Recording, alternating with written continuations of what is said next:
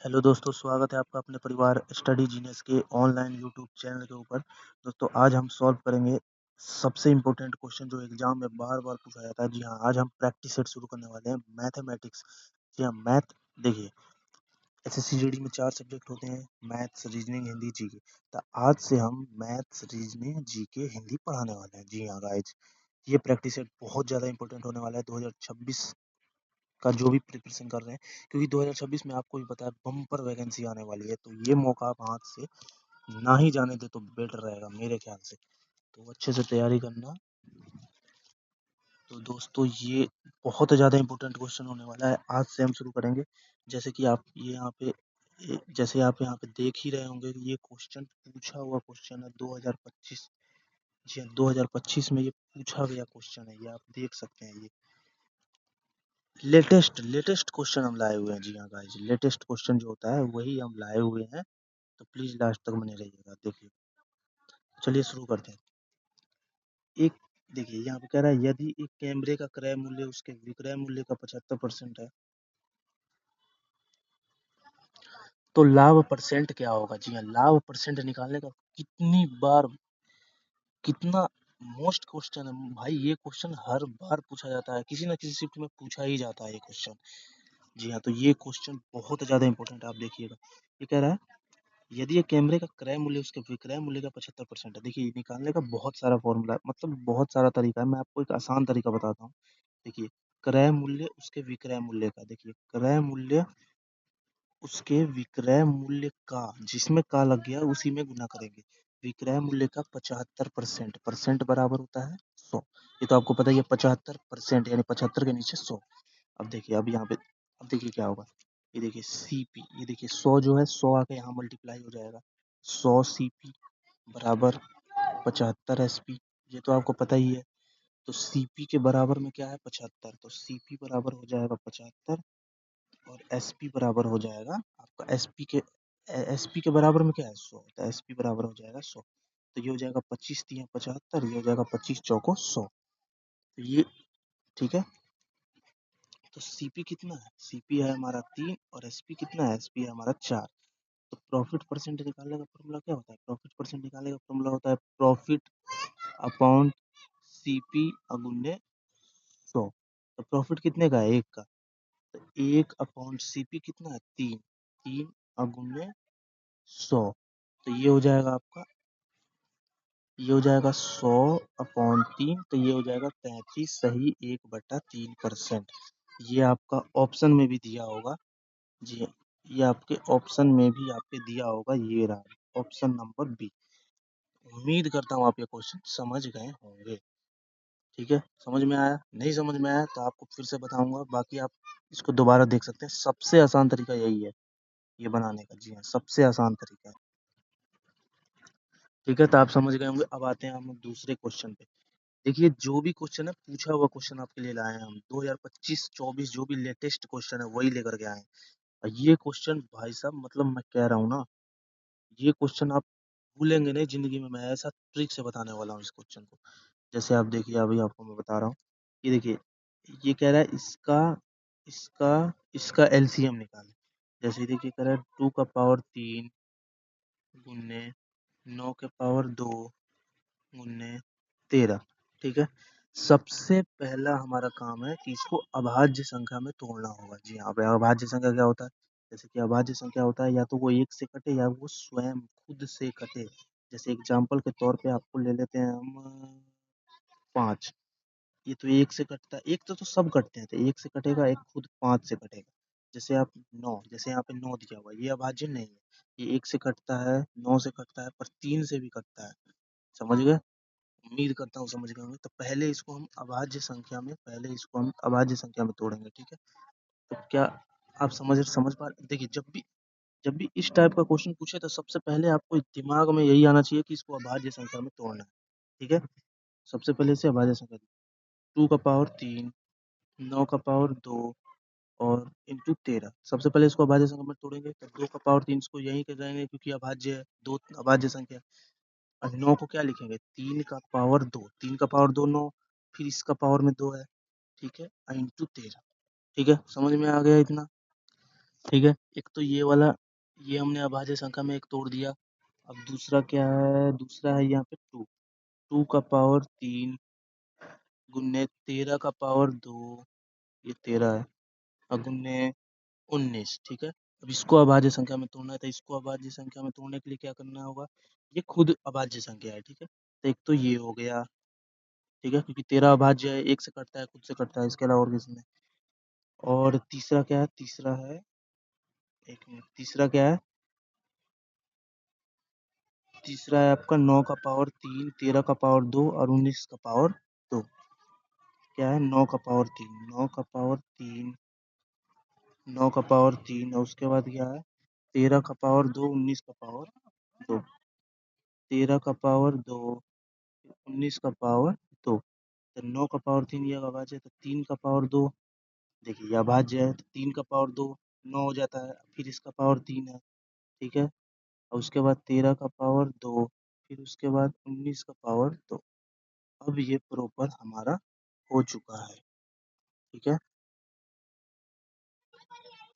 तो हम इसको, अब इसको हमें तोड़ना भी है, अभी अभी इसको तोड़ना भी है। तो देखिए अब कैसे करना है, 2 का पावर 3, देखिए, देखिए इसको हम क्या लिख सकते हैं, 3 का पावर 2, 3 का पावर 3 3 9, देखिए अब इसको हम कैसे लिख सकते हैं, 1 में। अब इसको हम यहाँ पे देखिए 3 का पावर 2, तो हम इसे 3 का पावर 4 नहीं लिख सकते, 2 दूना 4, ठीक है, 3 का पावर 4 भी लिख सकते हैं। ये हम इसलिए तोड़ रहे हैं क्योंकि हमें इसको इसमें कन्वर्ट करना है, अभाज्य संख्या में। हम इसे इसलिए हम इसको यहाँ से 9 से 3 में लाए, समझ में आया। तो हम अब क्या लिख रहे हैं नेक्स्ट पेज में, 2 का पावर 3, 3 का पावर 4 और 13। तो एक मिनट, एक मिनट, एक मिनट, तो यहाँ लिखते हैं 2 का पावर 3, 3 का पावर 4 और यहाँ पे लिखते हैं हम 13। ये तो हो गया पहला, एक मिनट, एक, क्या, ये हो गया हमारा पहला। अब दूसरा में क्या लिखना है, थोड़ा सा, देखिए ये थोड़ा सा मतलब मैं थोड़ा इसमें पढ़ा रहा हूँ ना डिजिटल, इसलिए। नहीं तो अगर ये ज़्यादा आप अगर इसका प्रैक्टिस कर लेंगे तो ये 1 मिनट का भी क्वेश्चन नहीं है ये वाला। अब देखिए इसको तोड़ना है, तो ये क्या है, 3 का, ये तो ऐसे ही था, 2 का पावर 3, 13 का पावर 2 और 19, 2 का पावर 3, 13 का पावर 2 और 19, 2 का पावर 3, 13 का पावर 2 और यहाँ पे 19। अब आते हैं हम तीसरे पे, एक मिनट,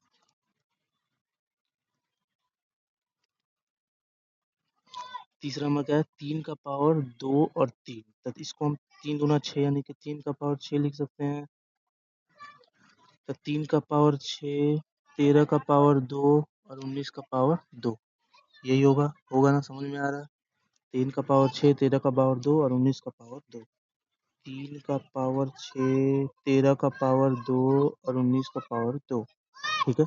अब देखिए, अब इसका एलसीएम निकालना था, एलसीएम निकालने के लिए देखिए क्या करना होता है, देखिए मिलाना होता है, हमें मैच करना होता है। जैसे 2 का पावर 3 यहाँ है, 2 का पावर 3 यहाँ, अब यहाँ तो है नहीं, तो हमें सबसे बड़ी लेना है, तो 2 का पावर 3 ही सबसे बड़ी है, ठीक है।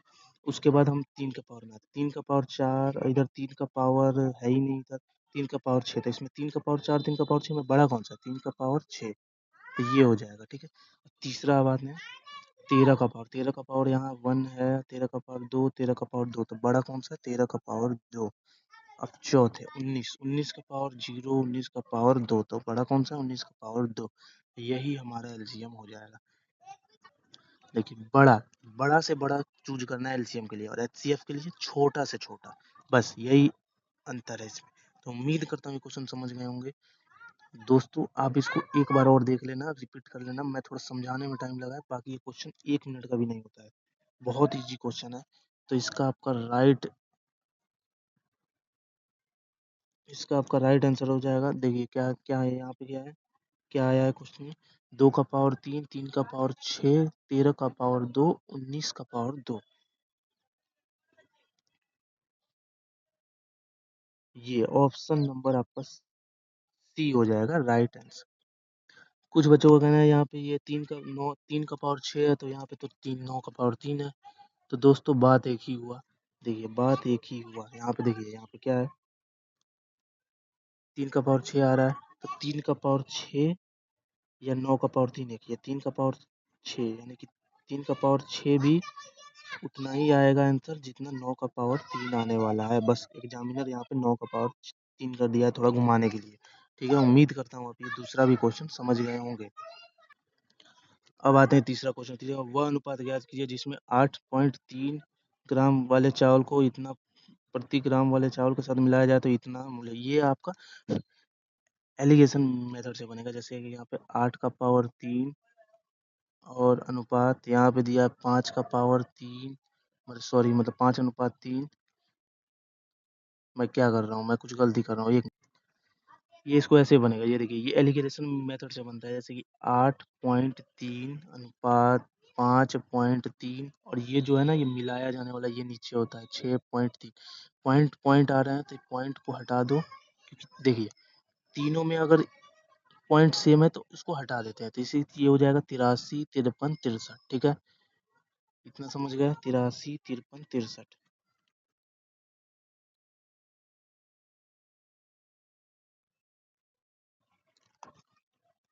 ठीक है, 83, 53, 63। अब देखिए, पहले बड़ा में से छोटा घटेगा तो ये घटेगा, तो ये हो जाएगा 20। फिर ये ऊपर देखिए, पहले ऐसे घटेगा फिर ऐसे घटेगा। ठीक है, अब ये इसमें घटेगा तो ये हो जाएगा 10, तो ये हो जाएगा 1:2, यानी 1:2 का रेशियो में इसका राइट आंसर हो जाएगा। 1:2, जो कि आपके ऑप्शन नंबर ए में दिया हुआ है। ठीक है, उम्मीद करता हूँ ये वाला क्वेश्चन आप समझ गए। एलिगेशन रूल से बना दोगे, हो जाएगा आपका। ये बहुत आसान क्वेश्चन होता है, वैसे ये पूछा गया क्वेश्चन है 12 फरवरी के शिफ्ट 1 में। अब आते हैं हम चौथे क्वेश्चन पे। एक धनराशि चक्रवृद्धि ब्याज पर 4 वर्षों में दोगुनी हो जाती है तो समान ब्याज दर पर कितने वर्षों में 8 गुनी हो जाएगी। तो ये क्वेश्चन आपको मैं ऐसा ट्रिक से बताऊंगा जो आप कभी नहीं भूलने वाले हो सीपीओ में। वैसे तो जीडी में भी पूछा जाता है बहुत बार।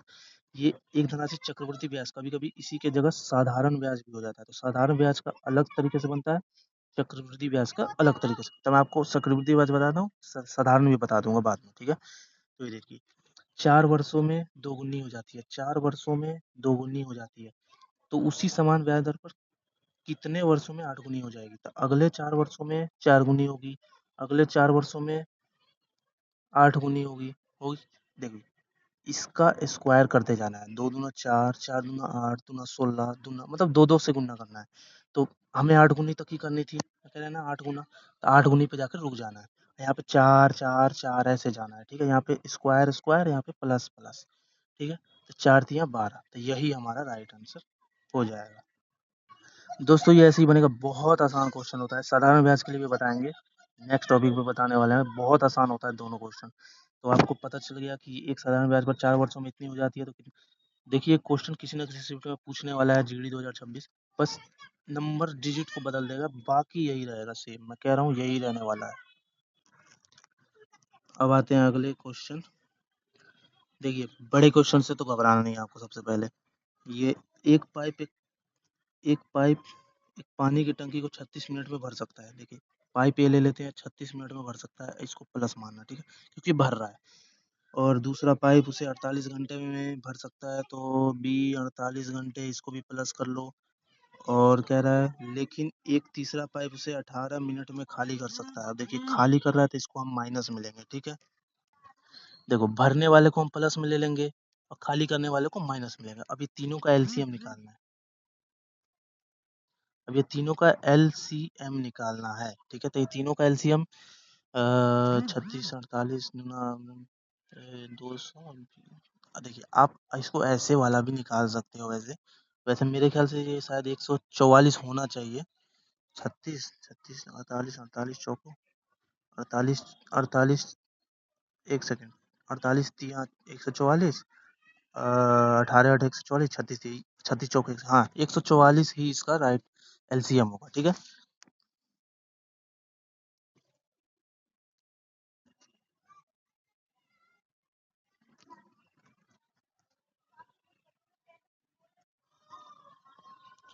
144 इसका एलसीएम होगा।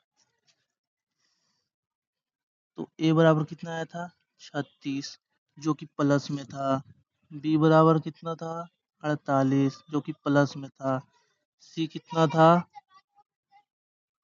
18 जो कि माइनस में था। इन तीनों का एलसीएम कितना था? 144। ठीक है, तो ये हो जाएगा आपका 4 प्लस में, मतलब 36 चौका 144, ये हो जाएगा 3 प्लस, ये हो जाएगा 8 माइनस। ठीक है, 18 8 144। तो अब देखिए यहाँ पे क्या रहा है,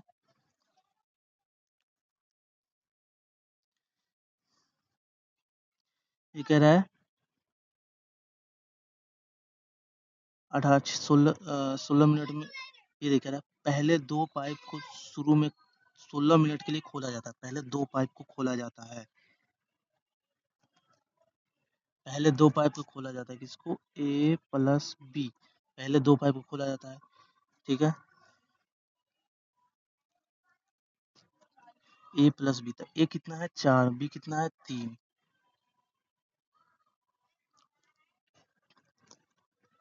16 मिनट का, 4 प्लस 3 कितना हो जाएगा? 7, और 16 मिनट के लिए खोला जाता है, यानी 112 मिनट। तो ये हो गया। ठीक है, 112 मिनट हो गया। अब देखिए अब क्या कह रहा है, देखिए जो जो क्वेश्चन में कह रहा है उसी हिसाब से चलना। अब देखिए क्या कह रहा है, फिर तीसरा पाइप को खोल दिया जाता है, तो टंकी खाली करने में कितना समय लगेगा? फिर तीसरा पाइप को भी अब खोल दिया जाता है।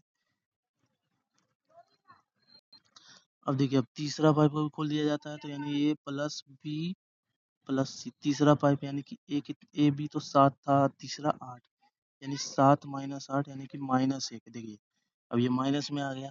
अगर ये माइनस में आ गया तो आंसर यही होगा। अगर ये प्लस में आता तो फिर 144 में से इसको माइनस करते। ठीक है, तो ये माइनस में आ गया है, तो इसका मतलब आंसर फिर यही होने वाला है। तो आंसर हमारा हो जाएगा 112 मिनट। दोस्तों आपको देखिए, पहले ए पी बी को खोला जाता है, तो ए बी 112 मिनट हो गया, फिर सी को भी खोल दिया जाता है, तो ये माइनस में आ रहा है। अगर ये माइनस में नहीं आता तो फिर हम 144 में से 112 को माइनस करते हैं। अब 144 क्या है?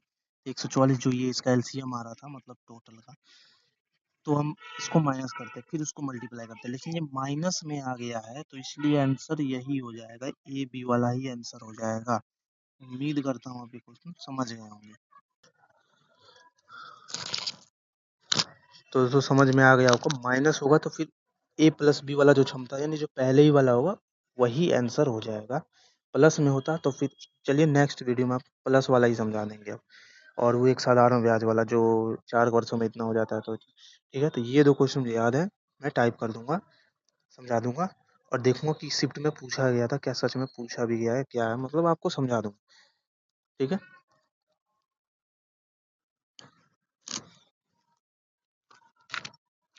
अपना नेक्स्ट क्वेश्चन, एक कब्जे,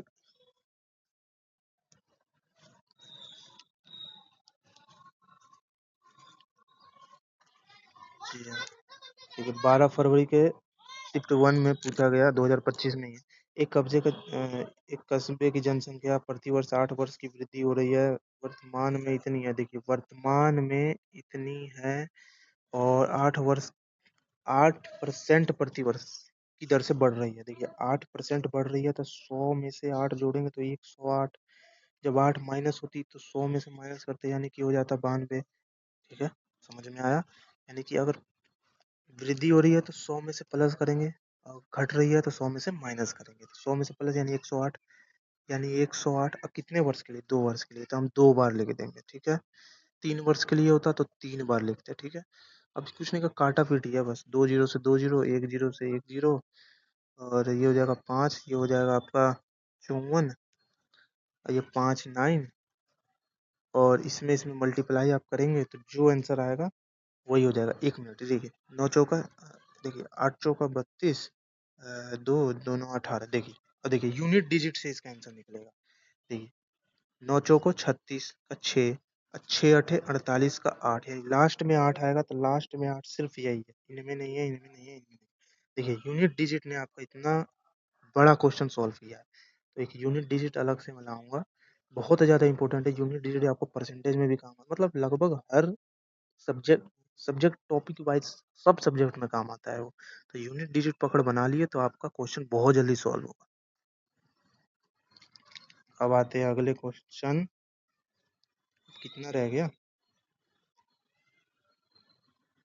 ठीक, ठीक। जब इतना संख्या को, ये देखिए सीजीएल में, जब इतने संख्या को 9 से विभाजित किया जाता है तो वास्तविक विभाजन के बिना शेषफल, देखिए वास्तविक विभाजन यानी कि जो आप ऐसे करके करते हो इतना लंबा चौड़ा, ये ना करके सीधे एक शॉर्ट में बताओ कि इसका आंसर शेषफल क्या आएगा। देखिए कुछ नहीं करना है, 9 का आपको डिजिबिलिटी रूल पता ही होना चाहिए। वैसे मैं डिजिबिलिटी रूल और आपका ये यूनिट डिजिट दोनों का अलग से लाऊंगा, क्योंकि बहुत ज़्यादा इंपॉर्टेंट है एसएससी जीडी के लिए, बहुत ज़्यादा ही इंपॉर्टेंट है, बहुत काम आता है ये दोनों। देखिए ठीक है, तो ये दोनों, ये कह रहा है ऐसे ना करके आप कुछ ऐसा ट्रिक शॉर्ट फॉर्मूला जमाओ जो जल्दी आ जाए। कुछ नहीं करना है, 9 का डिजिट क्या होता है, देखिए 9 का डिजिबिलिटी रूल होता है कि सारे संख्या को जोड़ दो, जो आए वो अगर 9 से कटे तो सारी संख्या 9 से कटेगी। जैसे कि देखिए इन दोनों को जोड़ो तो 8 2 16, 16 17 18 19 20 23 24 25 26, देखिए इनको जोड़ो, इन सम डिजिट को जोड़ो, 8 2 10 17 18 19 20 25 29 31 32 33 34 35 36 37 38 39 40, 40, जी हाँ 40 आ रहा है, ये संख्या को जोड़ने पे 40 आ रहा है। अब इस 40 को आप 9 से डिवाइड करो तो 36, 4, शेषफल क्या आ रहा है 4, यही हमारा राइट आंसर हो जाएगा। आप चाहे इसको ऐसे इतना लंबा चौड़ा करोगे तब भी 4 आएगा, और ये शॉर्ट फॉर्मूला में करोगे तब भी 4 ही आएगा। तो यही बोल रहा है वास्तविक विभाजन के बिना सॉल्व करो। ये तो बहुत आसान क्वेश्चन था, बहुत बार ये भी पूछा जाता है। वैसे जीडी के लिए उतना इम्पोर्टेंट नहीं है, लेकिन फिर भी आपको डिजिबिलिटी रूल और आपको ये सब आना जरूरी है, बहुत जरूरी है। ठीक है, वैसे देखिए सीरियल में पूछा गया है। अब आते हैं अगले क्वेश्चन। 12 वर्ष पहले, देखिए ये क्वेश्चन मैं कह रहा हूँ एसएससी जीडी का फेवरेट क्वेश्चन है। जी हाँ गाइज, ये क्वेश्चन हर साल, मैं कह रहा हूँ हर पिछले 10 साल से हर शिफ्ट में हर साल पूछा जाता है क्वेश्चन। ये क्वेश्चन बहुत ज्यादा इंपॉर्टेंट है। देखिए सारे क्वेश्चन ही इंपॉर्टेंट है, वैसे मैं देखूँ तो जितने नाम लेके ये बार बार पूछा जाता है, एसएससी जीडी का फेवरेट है। 12 वर्ष पहले अनिल और विशु की आयु का अनुपात इतना था, अब से 8 वर्ष बाद उसकी आयु का अनुपात इतना होगा, तो अनिल और विशु की वर्तमान आयु का अनुपात क्या करें। देखिए इस क्वेश्चन को मैं आप ऐसे ट्रिक से बताऊंगा जो आप कभी नहीं भूलोगे। जी हाँ भाई, क्रॉस मेथड, जी हाँ क्रॉस मेथड बहुत ज़्यादा इम्पोर्टेंट है, बहुत जल्दी सॉल्व करा देगा आपको। जैसे ये देखिए अनिल और बीसु, 12 वर्ष पहले अनुपात क्या था 5:12, और 8 वर्ष बाद क्या है 10:17। तो देखिए 12 वर्ष पहले 8 वर्ष बाद ये दोनों का अंतर कितना होगा 20। कैसे मैं बता, मान लीजिए किसी का वर्तमान आयु है 20, ठीक है, अब 12 वर्ष पहले यानी कि 12 वर्ष पहले 8, 8 वर्ष बाद कितना होगा 28, तो इन दोनों का अंतर कितना होगा 20, वही है ना ये 20। अब देखिए इसका ट्रिक देखिए, अब इसको मैं आपको ट्रिक से समझा, 1 मिनट बस एक, आपको इसको ट्रिक से बताया था। देखो पहले और बाद है ना, 12 वर्ष पहले, पहले और बाद ये दोनों का अंतर होगा प्लस, ठीक है, यानी कि 12 8 जोड़ देंगे। अब पहले पहले, पहले और पहले होगा तो ये हो जाएगा माइनस, ठीक है, बाद बाद होगा तो हो जाएगा माइनस, यानी सेम होगा तो माइनस, सेम नहीं होगा तो प्लस, ठीक है, समझ में आ गया। तो देखिए प्लस होगा यानी कि 20, ठीक है, 12 8 20, ठीक है। तो देखिए यहाँ पे हो जाएगा 20, यहाँ पे भी आप 20 लिख देंगे, ठीक है, इतना काम कर देना है। फिर आपको देखिए इसको मल्टीप्लाई करना है क्रॉस मेथड, 17 5 85, यहाँ लिख देना है 85, और 12 दहा के 120, तो इन दोनों का अंतर कितना होगा, इन दोनों का आपका अंतर हो गया 25 35, ठीक है, इन दोनों का आपका अंतर हो गया 35। अब देखिए इससे गुना कीजिए तो ये जाएगा आपका 200, और इससे गुना कीजिए, हेलो, और इससे आप गुना कीजिए तो ये जाएगा आपका 340, ठीक है। नेक्स्ट पेज में आते हैं थोड़ा, तो क्या क्या था वैसे 85, देखिए इन दोनों का अंतर हो जाएगा 35, इन दोनों का अंतर हो जाएगा, इन दोनों का आपका अंतर हो जाएगा 140, ठीक है। तो इन दोनों का बराबर करेंगे, 35 बराबर 140, एक बराबर हो जाएगा 4, एक बराबर हो जाएगा 4। तो उसके बाद क्या कह रहा है हमें, ये कह रहा है कि अनिल और विशु की वर्तमान आयु का अनुपात ज्ञात करें। पहले वर्तमान आयु को निकालने के लिए पहला वाला निकालेंगे, तो 5 12, ठीक है, 5 12, तो 5 बराबर हो जाएगा 20, कैसे 5 गुने और ये 4 है ना, शॉर्ट में लिख दिया हूँ 20, और एक का क्या था, एक का था आपका 12, तो 12 चौको 48। ये आपका क्या है? ये आपका है 12 वर्ष पहले। हमें वर्तमान निकालना है ना, तो इन दोनों में 12 जोड़ देंगे तो ये हो जाएगा आपका 32, ये हो जाएगा आपका 60, इन दोनों को हम हटाएंगे 16, 30, ये हो जाएगा 8, 15, यानी 8:15 इसका वर्तमान आयु का अनुपात। ये आपको दिया हुआ है 8:15 ये। ठीक है, उम्मीद करता हूँ आप ये क्वेश्चन समझ गए हैं। दोस्तों ये क्रॉस मेथड का भी मैं एक अलग से लाऊंगा, वैसे आप समझ में नहीं आता प्लीज बताना, क्योंकि ये क्वेश्चन बहुत ज्यादा इंपॉर्टेंट है, छोड़ना नहीं है किसी को भी, आउट ऑफ आउट करना है। मैथ कितना पूछता है? 20, 20 में 20 करना है हमें, 19 भी नहीं जाना है, 20 में 20। आज मैथ का हुआ है, कल रीजनिंग का लाऊंगा, फिर हिंदी, यानी कि चारों सब्जेक्ट कराने वाला हूँ मैं प्रैक्टिस सेट। आज से ही शुरू हो रहा है, 24 अगस्त। अब आते हैं नेक्स्ट। देखिए 20% और 25% के दो एकल छूट, वैसे ही एसएससी जीडी 2024-25 सब में पूछा गया है। इसका एक फॉर्मूला भी होता है, वैसे आप कहें तो मैं फॉर्मूला से ही बता दूं। जैसे कि फॉर्मूला होता है, जैसे कि a+b-a×b/100। ठीक है, ये इसका फॉर्मूला। जैसे कि a कितना है? 20 प्लस 25 माइनस और 20 × 25/100।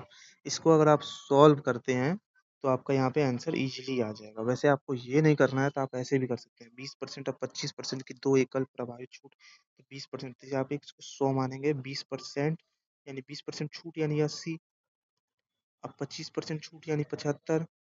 अब इसको भी काटा पीटी जो भी करना हो करोगे तो वही आंसर आएगा। तो मैं तो कह रहा हूँ ये वाला सबसे आसान मेथड है, फॉर्मूला का कोई जरूरत नहीं। वैसे फॉर्मूला आगे काम आता है तो इसको याद जरूर कर लेना, लेकिन अगर बनाना हो तो आप इस ट्रिक से बना सकते हो। उम्मीद करता हूँ आप ये क्वेश्चन समझ गए। ये क्वेश्चन तो दोस्तों मेरा भी फेवरेट है, वैसे ये एसएससी जीडी का भी है। एक कंपनी में 40 कर्मचारी 4 दिन में, ये MDH से बनेगा, MDH/W, फिर M2D2W2H2/W2, ठीक है, इससे बनेगा। तो ये कह रहा है, देखिए 40 कर्मचारी 40 M, यानी 40 गुने D, यानी 4 दिन में और 50 बैग बनाते हैं, यानी देखिए, अब देखिए हावर तो दिया नहीं है, वर्क दिया है, तो हम हावर नहीं लिखेंगे। ठीक है, हावर नहीं लिखेंगे, हम हावर हावर नहीं लिखेंगे, हम सीधे यहाँ लिखेंगे वर्क। कितना? 50 बैग बनाते हैं। कह रहा है 24 कर्मचारी 8 दिन में कितने बनाएंगे? एक जीरो से एक जीरो, और 4 दूनी 8, फिर ये 24 दूनी 48। शायद कुछ गलती कर रहा हूँ मैं, 1 मिनट।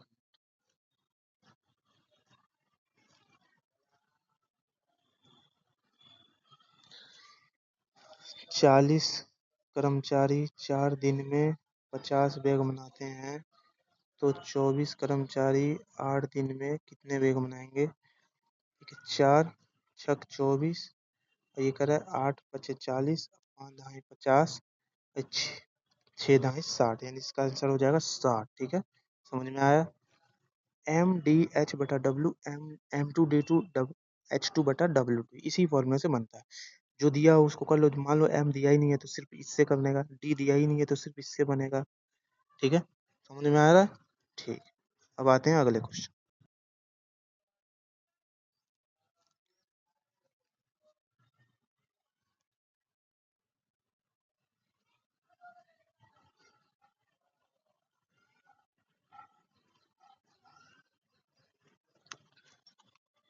दोस्तों इस ट्रिक वाले वीडियो में आज के लिए बस इतना ही रहने देते हैं। अगर आपको वीडियो पसंद आया तो प्लीज़ लाइक शेयर सब्सक्राइब जरूर करना। दोस्तों अगली वीडियो मतलब प्रैक्टिस सेट 2 भी कराएंगे, 20 क्वेश्चन रहेगा आज, सॉरी माफ कीजिएगा, ये 9 क्वेश्चन ही है। थोड़ा आज वैसे भी समझ ही रहे हैं आप। ठीक है, तो अगले क्वेश्चन से प्रॉपरली 20-20 क्वेश्चन आने वाली है। ठीक है, तो आज के लिए इतना ही। अगली नेक्स्ट वीडियो मतलब कल के रहेगा रीजनिंग, यानी कि एक दिन मैथ रहेगा, फिर रीजनिंग रहेगा, फिर आपका वो रहने वाला है। ठीक है, शाम के 6 बजे से डेली होगा। ठीक है, रिकॉर्डेड ही होगा, लेकिन मैं आपको प्रोवाइड करा दूंगा डेली का डेली। ठीक है, तो जय हिंद, नमस्कार।